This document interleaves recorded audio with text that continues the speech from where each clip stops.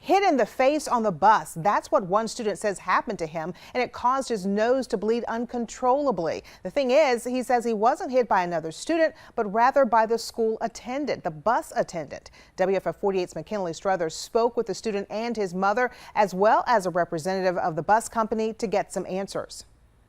It was all over my hand, all over my shirt, all over my face, my chin, my neck, my eyes. That's how much I was bleeding. It's a proper way of doing things, and it just wasn't done properly. This mother is outraged tonight with Durham School Services because she says a bus attendant hit her child, causing him to bleed out. To poke at my child and then hit him in his face to cause his nose to bleed, no, that's not excusable. It happened Wednesday on the ride home from Huntsville Junior High. The 14-year-old says the bus attendant was reprimanding him and some other students for standing while the bus was moving.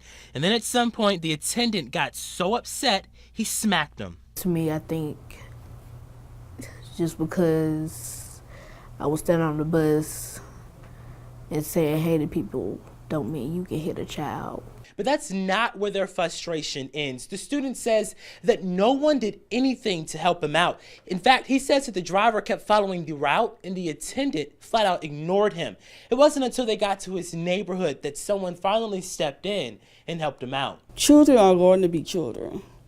And are you going to be that upset to the point you're going to strike blood from a child?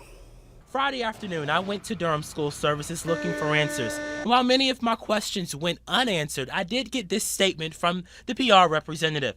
She says, quote, "Following the investigation of this very serious matter, I can confirm that the monitor is no longer employed by the company. We train employees on proper student management. The driver of the bus during the incident has undergone retraining," end quote. I really need this to be followed through. I do not want this to be swept on the rug, because this is not just the safety of my child.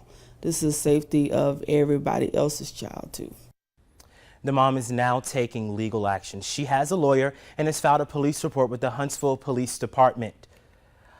The investigator says he is already looking into the case. Some of the questions that I asked Durham School Services are whether there are cameras on the bus that would have captured what happened and the details of that retraining they say that the driver has gone through. We'll continue to press them for those answers, and as this case develops, we'll bring it to you. Tonight, the mom says she wanted to share this story because other parents deserve to know what's happening on their children's bus. Again, this happened Wednesday, and tonight, she says her son's face is still swollen. It's also important to note that Huntsville City Schools has parted ways with Durham School Services. Their contract ends at the end of June. In the studio, McKinley Struthers, WAFF 48 News. Thank you, McKinley.